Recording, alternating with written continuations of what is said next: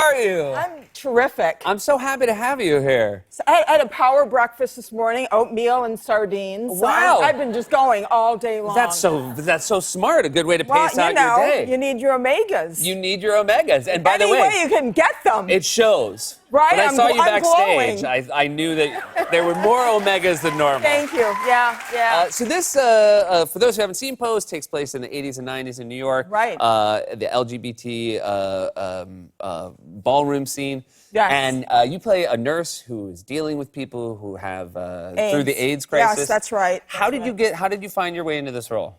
Well, I was actually on a flight from LAX to Kennedy, and I ran into Judith Light, who's a friend of mine. Fantastic actress, yeah. And she was sitting in business, and I was back in coach because I never pay for myself to fly business, Yep.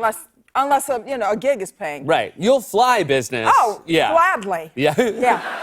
So on the way out, I ran into her and Stephen Canals, who's one of the creators, and Our Lady J, who's a fabulous trans writer and actor and musician who works on Pose as well. And so we were on the escalator going down. You know, JFK has 2 sets of escalators. And I was schmoozing with them and having, also afraid I was going to fall down the escalator. But that's a sidebar.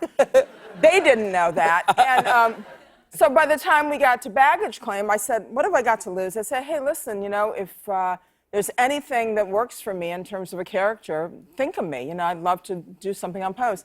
A week later, I got cast as Nurse Judy. So it just goes to show you. Yeah. If you hang out at the baggage claim. Yeah. That's where a lot of people find their next job.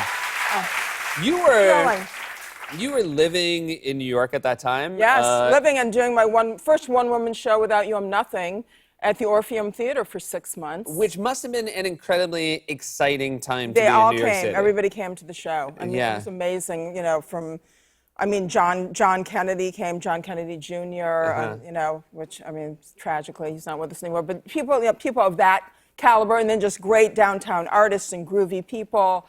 And, and the AIDS crisis was sort of ramping up during that time. But, there was so much synergy and so much creativity in the city, because you could still live here then, it wasn't all built up like, Hudson Yards and all these crazy $20 million condos. Oh, yeah, I just bought a place for $10 million, 869 square feet.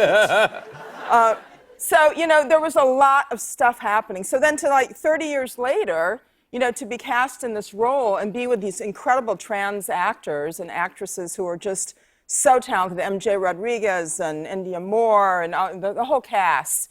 Because back in those days, everybody who was trans was marginalized, and they would never in a million years have been cast in a mainstream television show.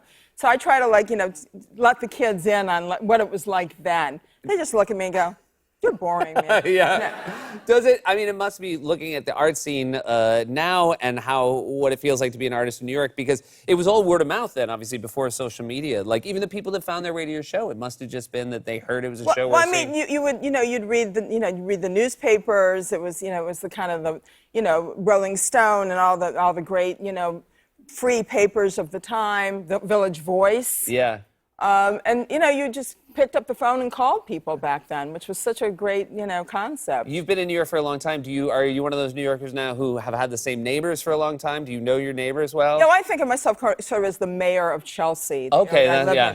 Matter of fact, I just called in a 311 emergency because there's a building on the end of the street where they were doing some reconstruction, but people were bringing their garbage, so I called 311 and said it's a health hazard. There's rodents, there's, flies. So they came and they cleaned it up. I was very proud of myself.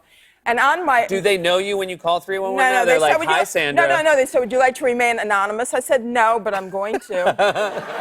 So nothing would make me happier than for you to know that Sandra Bernhard is trying to clean up this city. Where Bill de Blasio won't. I thought I would step in. No, Yeah. sidebar. But anyway, so I have this neighbor, she's wonderful. Her name is Renee, and she lives in a government-funded building, which is in the middle of all these great brownstones on my street. And every time I walk past her, she goes, "Hey, Sandy, when you going to be on TV again?" So she's asked me 3 times a day, so I have to kind of give her my rundown. So then they did a really nice profile on me recently in the New Yorker about Pose, and so we went to visit this, place, and they interviewed Renee a little bit. So I ran into Renee last week. She goes, "Hey, Sandy, did you see the nice piece on me in that magazine?" And then as an afterthought, because then she thought maybe I'd feel bad, she goes, "When are you going to be on TV again?"